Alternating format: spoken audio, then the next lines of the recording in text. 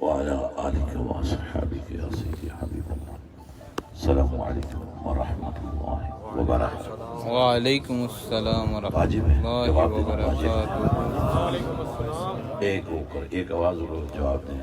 السلام علیکم ورحمۃ اللہ وبرکاتہ. حضرات بڑی محبت سے ہم جمع ہوئے ہیں اور ایسی محافل جو ہوتی ہیں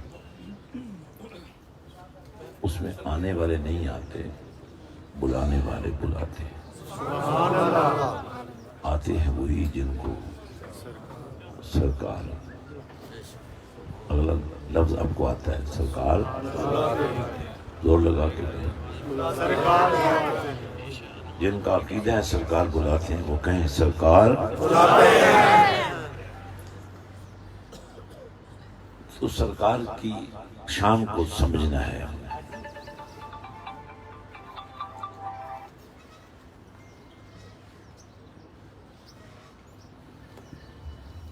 اور یہ سوجھ بوجھ جو ہے الف لام میم سے لے کر والناس تک، اگر قرآن پڑھنا نصیب ہو جائے تو لفظ لفظ، آیت آیت، رکوع رکوع، سورت سورت بتاتی ہے کہ کملی والا کون ہے. اللہ کے پاک کلام قرآن مجید فرقان حمید برہان رشید میں سے ایک مختصر سا حصہ میں نے تلاوت کیا ہے، اس کو ہی سمجھنے کی کوشش کرتے ہیں. اللہ تعالیٰ فرما رہا ہے یا ایھا النبی،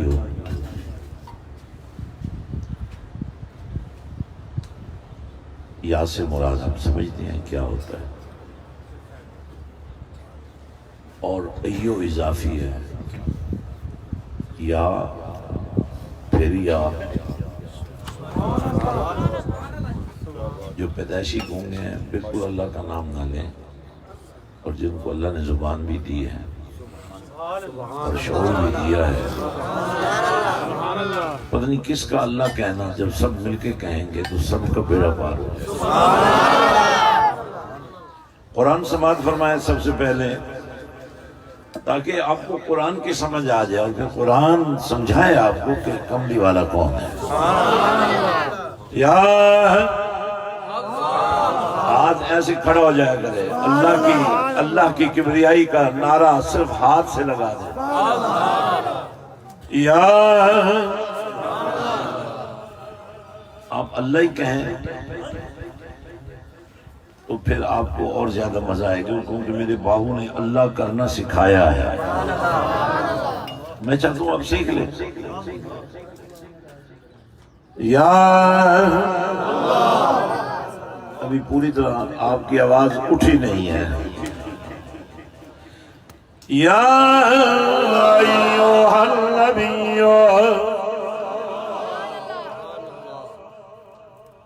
انا ارسلناک شاہدا.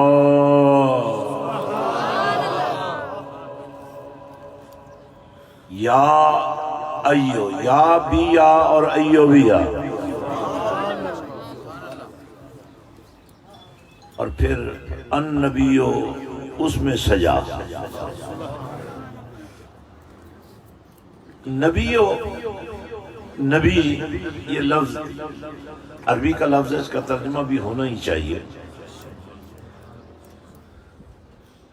اور یہ پتہ لگنا چاہیے کہ نبی کون ہوتا ہے، رسول کون ہوتا ہے، اللہ والا کون ہوتا ہے، اللہ کا بندہ کون ہوتا ہے، اور شیطان کا بندہ کون ہوتا ہے. اب جو جس کا ہوگا اسی کا ہی ہوگا نا. منہ سے بھی پتہ چلے گا، چہرے سے بھی پتہ چلے گا، کردار سے بھی پتہ چلے گا کون کس کا ہے. پھر قرآن سنیں. یا ایھا النبی،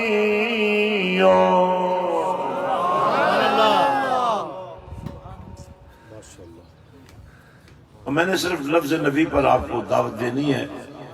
نبی ہے نبا سے، نبا کہتے ہیں خبر کو. یہ اخبار خبروں کا مجموعہ ہوتا ہے.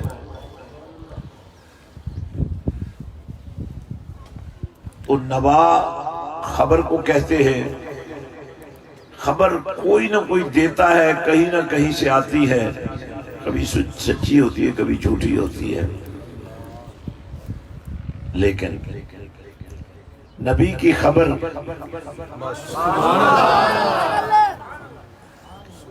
اپنی نہیں ہوتی تو کس کی ہوتی ہے؟ بس یہ بات آپ کو سمجھانی ہے. سبحان اللہ سبحان اللہ. ابھی تک آپ پٹڑی پر نہیں چڑھے.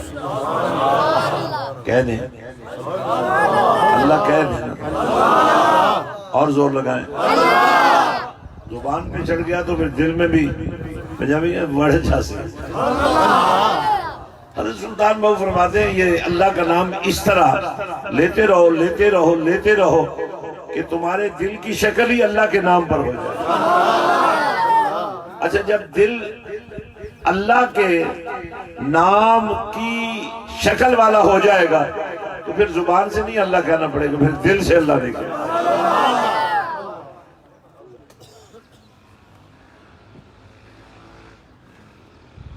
تو اللہ فرماتا ہے، نبی کو خطاب کرتے ہیں اللہ، اے نبی.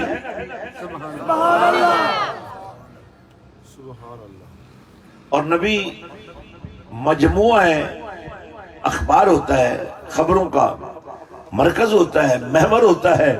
بس فرق یہی ہے، براہ راست اللہ کی خبر ہو یا اللہ کی مخلوق کی خبر ہو، لب نبی کے ہوتے ہیں، بولتا لب ہے. جن کو سمجھ آئی زور لگائیں اور زور لگائیں.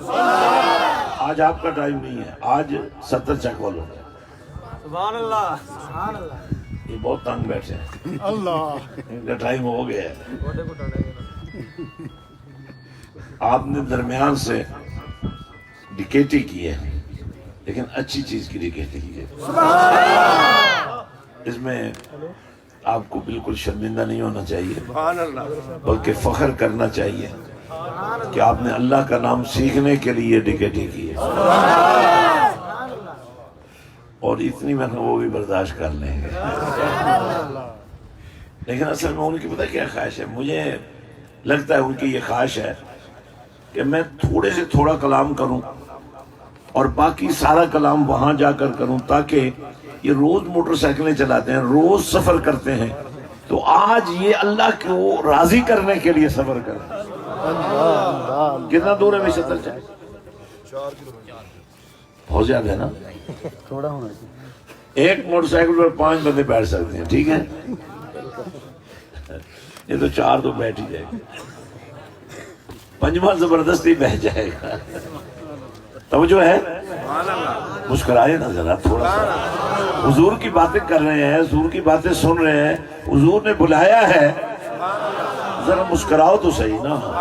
میرا اور آپ کا نبی اتنا لجپال ہے، اتنا قریب ہے، اتنا مہربان ہے، اتنا شفیق ہے، اتنا عزیز ہے، اتنا حریص ہے، اتنا رؤوف ہے، اتنا رحیم ہے کہ اگر کوئی روتا ہوا آئے، دشمن بھی آئے، تو نبی اس کو بھی مسکراہٹیں دے دیتا ہے.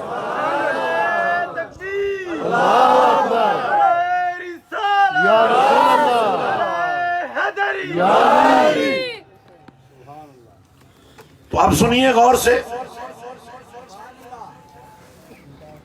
اللہ فرماتا ہے، محبوب آپ کو ہم نے نبی بنا کے بھیجا ہے، آپ نبوت کے تاجدار ہیں، آپ نبوت کے بادشاہ ہیں، آپ نبوت کے سالار ہیں، اور آپ ہی کی نبوت سے ساری کائنات قائم ہے. اس لیے لوگوں کو پتہ چلنا چاہیے کہ نبوت کیا ہے، ختم نبوت کیا ہے. بہت ضروری بات ہے.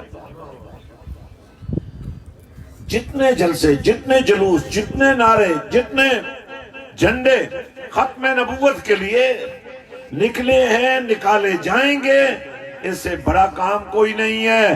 لیکن کام ہونا چاہیے، کام نہیں ہوا. کام کیسے ہوگا وہ میں بتاؤں گا.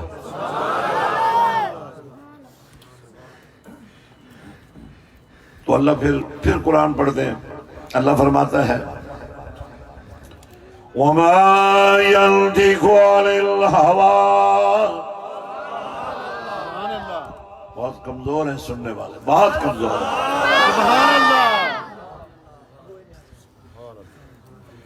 یار اتنی گلتے بندہ بھیڑ بکری چران والے نے بھی سمجھا دے تو انہوں بھی سمجھ آ جانے.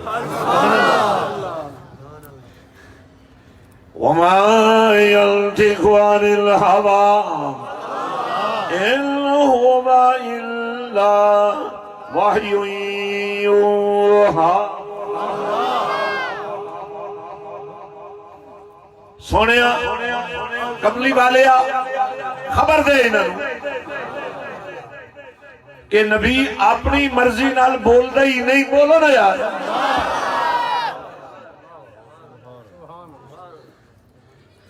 نبی بول دے ہی جدوں ہے جدوں لب نبی دے ہوندے نے بول دا رب. آواز تو تھوڑی ویسے ہی کمزور سی, پیسے بھی لگتا ہے تھوڑے مک گئے. حالانکہ ایک ایک نوٹ جو ہے نا سدھا مسجد حسین تے لگے گا. سارے کنجوس کوٹ سماوے دے تھے تسی کٹھے کر لے.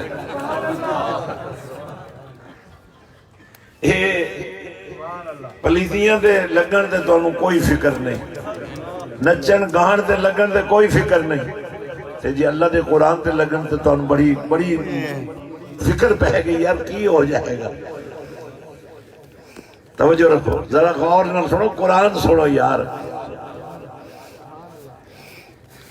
نبی اپنی مرضی نال نہیں بولدا, اللہ دی مرضی نال نبی بولدا ہے. تے جدوں نبی بولدا ہے پھر رب بولدا ہے, تے رب بولے تے نبی بولدا ہے.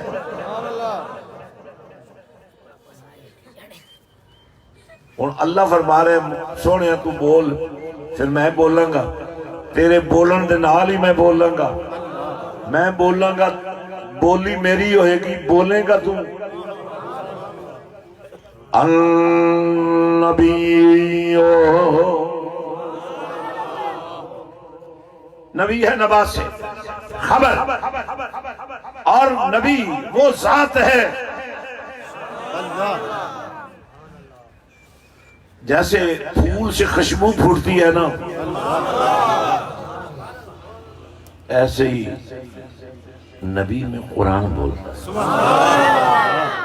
اب میں تھوڑا سا وہ نقشہ کھینچ رہا ہوں اور بات ختم کر رہا ہوں.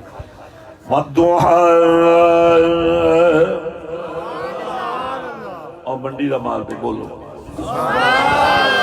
ہم تو کسی منڈی سے بھی نہیں لینا, بولو اگر تھوڑی کوئی قیمت پہ جائے یار.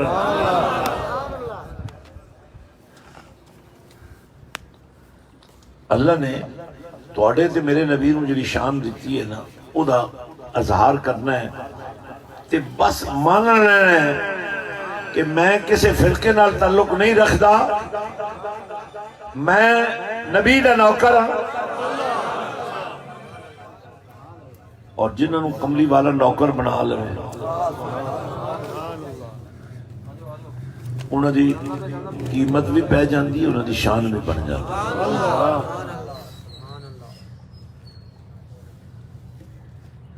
تو کملی والے محبوب نو اللہ نے کیسا بنایا؟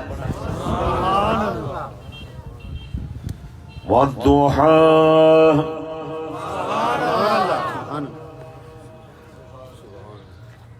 ایک تسی دیتا سی بچہ میں نو جدہ نام قاری شرف یعنی مدرسے کری گیا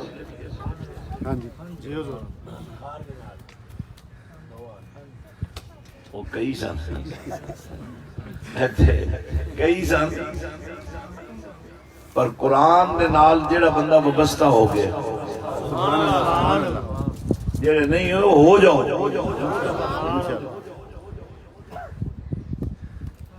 تو اللہ پاک فرمایا وَالضُّحَىٰ. بہت اونچا, بہت اونچا, اپنے قد پر زیادہ اونچا لے جاؤ. والضحى واللیل اذا سجا. یہ قرآن مکھڑا نبی دا والضحى. دہا اس وقت نو کہندے نے جدوں سورج چڑھ کے اتنا اتے آ جائے کہ پوری شان سورج دے اندروں جڑا نور نکلدا ہے گرمی بھی نہ ہوئے تے ٹھنڈ بھی گزر گئی ہوئے تے روشنی بھی اپنے کمال تے پہنچ گئی ہوئے. والضحى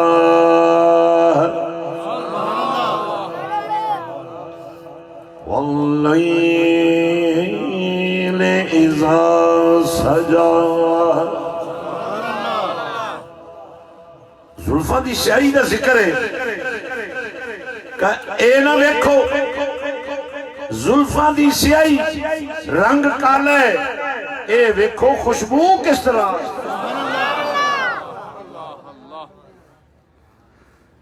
اے باقی تقریر میں اتھے کرنی ہے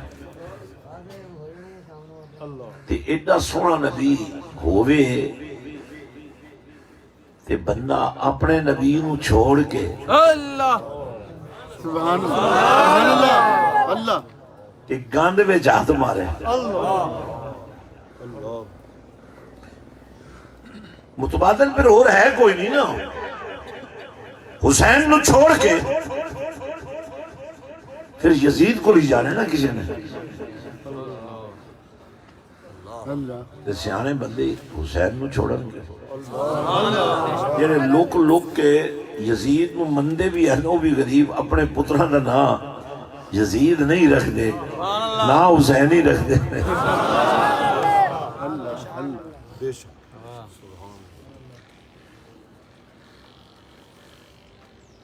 مسجد حسین کی زیارت کرو اور شب برات تک ظاہر ہے پتہ نہیں کہ تو شیطانی کام کرنے نے شب برات ہے. لیکن اگر تسی شب برات آ کے باہو سرکار دے قدمیں بہ کے مسجد حسین دے وچ اللہ دی رحمتاں دا نور ویکھو. مسجد حسین بھائی دوستاں دکھا دیو.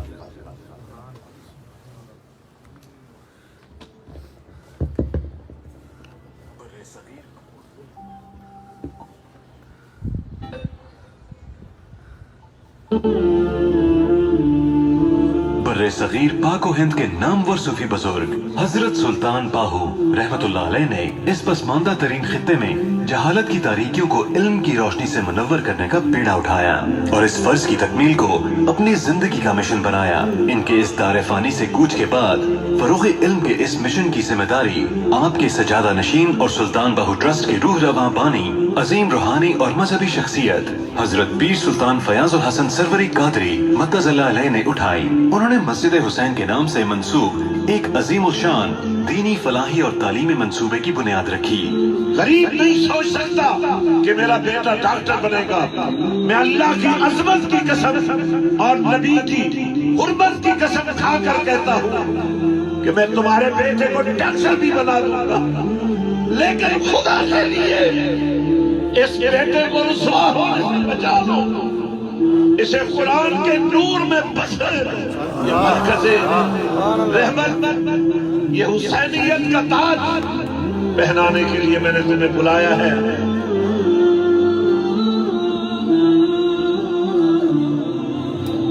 مختلف مدارس کے حامل پاکستان اور دنیا بھر میں معیاری تعلیمی ادارے United School System, United Colleges, جامعۃ الہرا، ہولی اسکول سسٹم اور عظیم الشان یونیورسٹی کو مسجد حسین کے ساتھ منسلک کیا.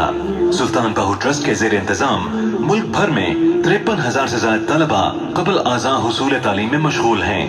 غریب، مستحق اور یتیم طلبہ کی تعلیم و تدریس کے ساتھ ساتھ تمام تعلیمی اداروں کے ساتھ معیاری سہولتوں سے آراستہ ہاسٹل بھی قائم کیے گئے ہیں. سلطان باہو ٹرسٹ کے زیر انتظام ہزاروں یتیم، غریب اور بے سہارا بچوں کی کفالت اور تعلیم دی جا رہی ہے.